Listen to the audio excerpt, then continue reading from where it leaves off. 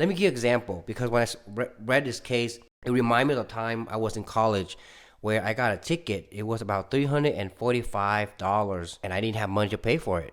Your boy was broke in college. Like every college student, I was broke, struggling, eating McChicken sandwich $1 for lunch.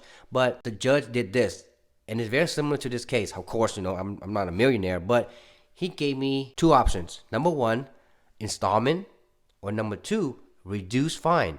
And I asked him what are the options for break it down for me. So installments that he gave me, doesn't matter how long, but every 2 weeks I have to pay an amount that I paid the first time. So every 2 weeks I'm gonna have to pay the same amount over and over until I'm done with the $345. Or I take a reduced fine. Reduced fine is he's like, hey, he asked me how much I have. I said I could afford $75. So he's like, that's too little. So he bumped it up. I think it was like 130 something. I said, okay, I could do that. So instead of 345, I had to pay like 130 or 135 around there, which I'll take because I'd rather pay the reduced fine than pay the full amount. And that's what Donald Trump, that's what happened to our former president Donald Trump. So at first, they didn't let him. They bullied him. I know my case is only $345, but the justice system is set up to help people.